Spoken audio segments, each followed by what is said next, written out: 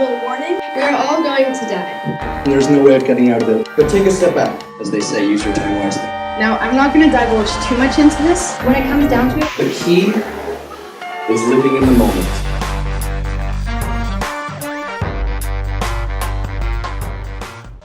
Dive master and as a mate on a ship with some really incredible figures from around the world, changing the world, he will help them solve their unsolvable problems. We are very excited to hear of those adventures. His Greenstone topic today is negative numbers, before there was zero. Please welcome Joshua.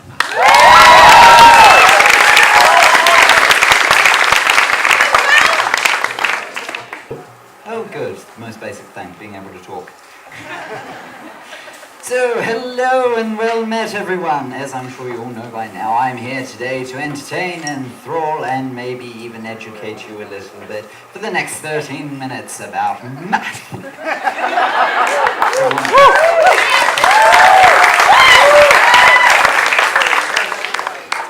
When the Greenstone was described to me as a culmination of all the skills we've learned throughout high school and taking our own personal projects, above and beyond that, I decided I would go with negative numbers, which you learn about 3rd or 4th grade. The only reason I'm telling you that is because out of all the research I had to do, that took the longest to find out. Oh well, such is life. Now, on to why negative numbers are more just a bad habit. But first, I went too far. A brief history of negative numbers around the world. I went too far again.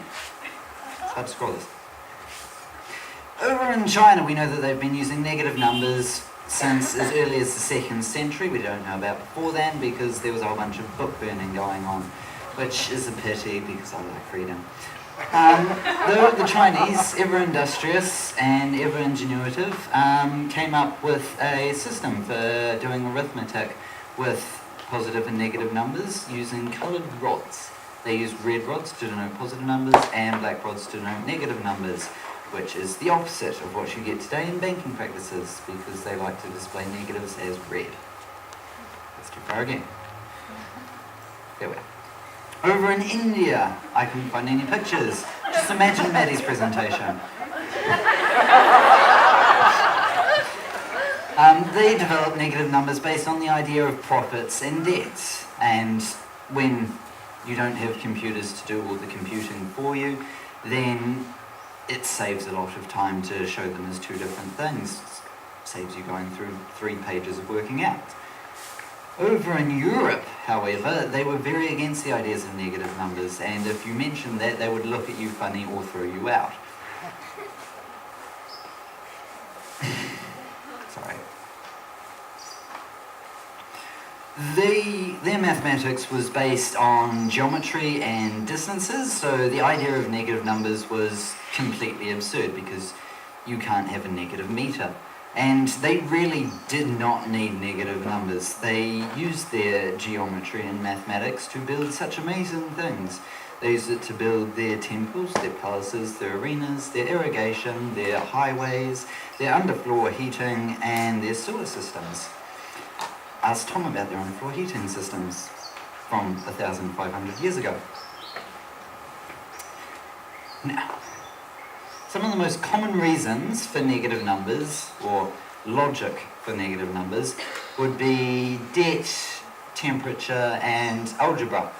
I'm just going to go through them and show you why they're more just bad habits more than anything else. And of course I'm leaving algebra to last because I want to keep you entertained as long as possible. But before I get on to debt, I'm going to explain the difference between negative 5 and the subtraction of 5 as written up there.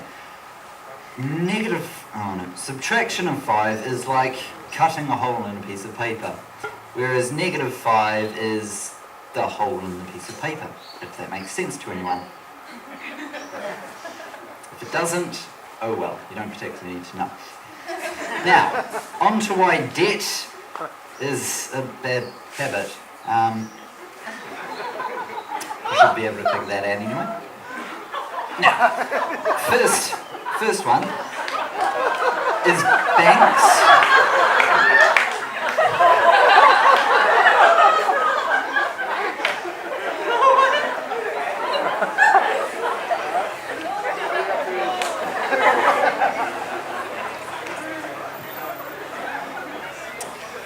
point is banks and other businesses using debt as profit. When they go over all their assets and their liquid cash, they like to come up with what their company is valued at. And so what they do is they count all the cash they have, and then they count all the debt they have, all the money that people owe them, and they say, I have this much cash and everyone owes me this much money, so therefore I am worth this much.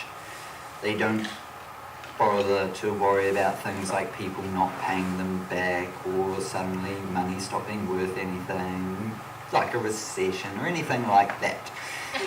Kind of how recessions are started. Second bad habit associated with debt, I guess you could say, would be in governance.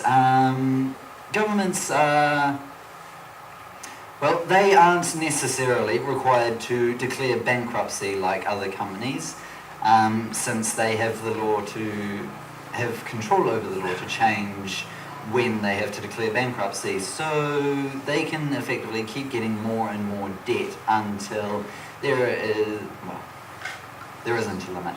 They can just keep getting more and more debt and they don't have to pay it back, so long as they say they don't have to pay it back. And that is how economics has evolved. Now, on to temperature. There's like 7 different temperature scales around the world.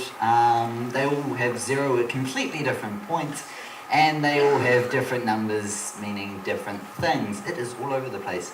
And positive and negative in terms of temperature is just whether you're going to the left or the right or hot or cold of this random point that some guy said, I think that should be 0. Except in one case in science, which is the point known as absolute 0. That is what you use in physics and chemistry when you're plotting how gases will react, when solids and liquids will react, and all that sort of stuff. It is the point where things can't get any colder. Apparently there are some types of science where it goes below 0, but it isn't technically any colder. So that's good logic for negative numbers. Now, finally, last on to algebra. Europeans, they were very against negative numbers for a long, long time, but they eventually just accepted them because it has its benefits when you're drawing graphs and stuff. Graphs. Take this one for example. You've got red line, looks like the blue line, and then you've got purple line, it's kind of doing something different. Whereas if you continue the graph on a little bit further, it makes a bit more sense. You see that the red line has absolutely nothing to do with the blue line, and purple is exactly the same as the blue line, it's just been moved up. Such simple things. Yes. Now, before I continue, a little bit of review. Who remembers exponents? No one, I take it, because I can't see you using it in everyday life. So I'm going to re-educate you a little bit. No, Teo, you said no to me, I'm going to say no to you. So 5 to the third is just 5 times 5 times 5. 2 to the third is 2 times 2 times 2. This is mainly just mathematicians being lazy.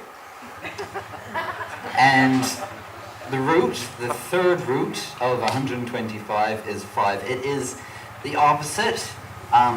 There isn't really any real process that you do when working this stuff out. You just kind of have to know it. But they decided they wanted an opposite for that function, so they made it. Now, when you take the exponents of negative numbers, you get some very interesting things going on. When taking the graphs of exponents, if you do numbers to the power of, you can get 2 things happening. You can get, let's say, x squared. You get, you get that. I'm not used to drawing on chalkboards. It's fun though. Whereas if you do x to the power of 3 instead, you get that. And if you do x to the power of 4, you get that again. I'm good at drawing. So it randomly switches between those two things, whether the exponent is even or odd, which is an extremely arbitrary way of defining things, I thought. And then if you take, there we go.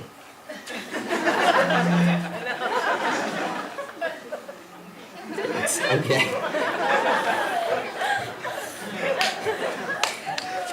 If you're taking the roots of numbers, you get that. It just kind of stops there. If you take the third root, you get that, and you take the fourth root, you get that, and it doesn't work. It just stops when you get to negative numbers. And that is the logic that mathematicians go with every day. No, not done. I was just uploading. If you put all this stuff together, you get this nice, intuitive, and fairly easy to understand graph that looks like that. And anyone who doesn't do maths looks there and goes, that's a perfectly reasonable thing to draw. So if you take numbers or negative numbers and replace it with the idea that it's just a point that's to the left or right of 0, as opposed to those odd, funny things happening there, you get this.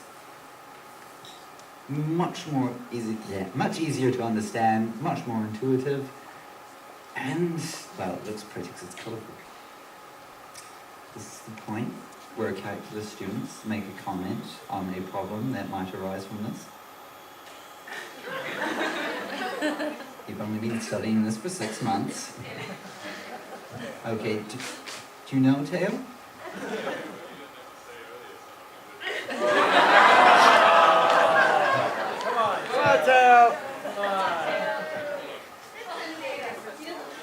No, that's okay, that's okay. You wouldn't understand it anyway, it's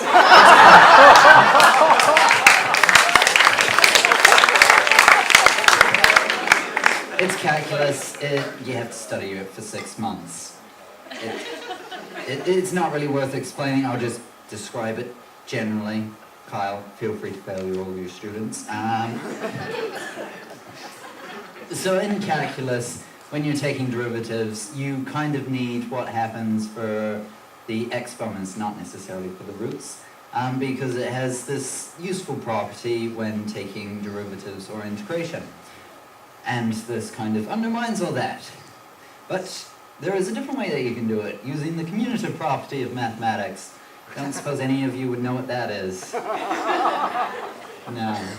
You're not actually taught it in high school. For some reason you don't really get taught it until like some time in college. Even though it basically says that if you add two things together and then multiply it by something, that's the same as multiplying both those things individually and then adding them together. And then that's if you're making a bit more complex underneath. Now if you continue that in something that would be very common for people taking calculus, you get the exact same properties as the exponents in there. You don't get the limits on roots that you get on there, which is very useful. And yeah, that makes life a whole lot easier. I can't remember what's on the next slide. Oh yes, for those of you who I just lost with calc and algebra, all you need to know, debt is bad to have. Life lesson there. Thermometers are set at completely random places and scales, and trying to convert from Celsius to Fahrenheit is a pain. Not worth the effort, just figure out what random numbers on it mean, like this means hot, this means cold, this means snow, and much easier. And calculus is about graphs mainly. You learned something, in case you didn't take calculus. Now, before I finish, I'm going to leave you with a joke that Leslie came up with and decided she wanted me to stick in this presentation.